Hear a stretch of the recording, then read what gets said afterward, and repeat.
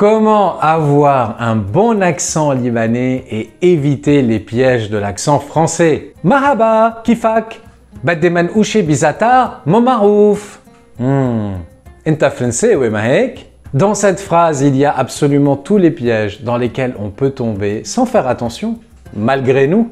Et ces pièges-là vont effectivement trahir nos origines, ce qui n'est pas grave en soi, bien sûr, mais si vous avez envie effectivement de montrer votre bon niveau en libanais et de devenir un vrai caméléon sans laisser à l'autre la capacité ou la possibilité de deviner vos origines, eh bien on va décortiquer cette phrase mot à mot et restez bien jusqu'au bout de cette vidéo car je vous donnerai la meilleure version avec un bon accent libanais. Commençons par l'erreur la plus courante, marhaba. Le fait d'être omnubilé par la présence du H. Parce que c'est vrai, si j'insiste autant pour écrire un 7 à la place du H, parce que ces deux lettres existent. Le H, c'est un H, comme hello, et le 7, c'est un H, comme quand on se brûle la gorge à cause d'un café trop chaud, ce qui nous donne marhaba.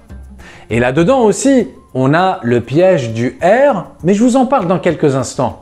Comment bien former son R en libanais. Prenons maintenant l'exemple du mot kifak ou bien manouché. Là, il y a une amélioration à faire au niveau de la musicalité de la langue. Le français est vraiment plus percutant, je dirais, que le libanais qui est un peu plus chantant. Donc, le kifak, on prendra le temps de chanter, entre guillemets, le i en disant kifak. Et pareil, dans manouché, on prendra le temps sur le ou. Manouché, kifak, manouché. Une erreur très courante que je vois, et celle-là, elle ne pardonne pas, c'est le non-respect de la shaddé. La shaddé, c'est le fait d'appuyer une consonne. Quand on l'écrit en alphabet latin, on double tout simplement la consonne. Par exemple, quand je veux dire je veux, baddé, j'écris 2D exprès. Et l'une des erreurs les plus courantes que j'entends en cours, c'est tout simplement ne pas respecter ce double D. On entend alors badé. Non, badé, c'est comme s'il n'y avait qu'un seul D. Et c'est typiquement français comme accent.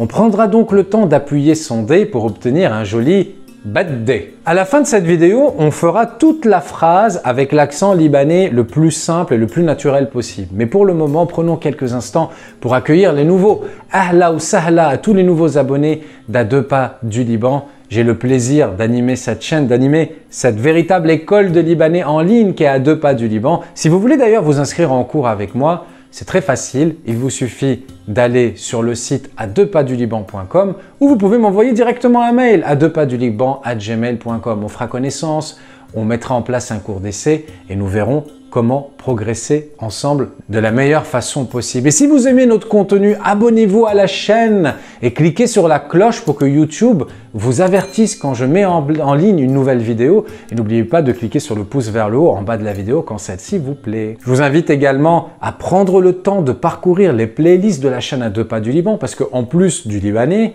on adore, avec ma femme Marie, vous parler de la culture francophone du Liban. On vous parle de films, on vous parle de séries, on vous parle de cuisine. Allez faire un tour. On attaque deux autres mots. Zatar, molmarouf.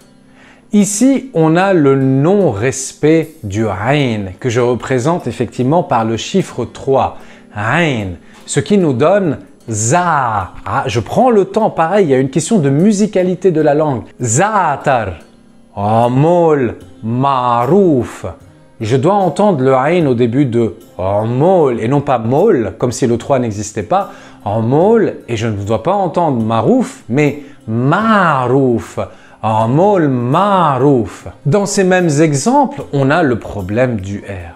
Il faut absolument s'entraîner à retirer le R français, le R, et le remplacer par un R plus roulé, un R à l'espagnol.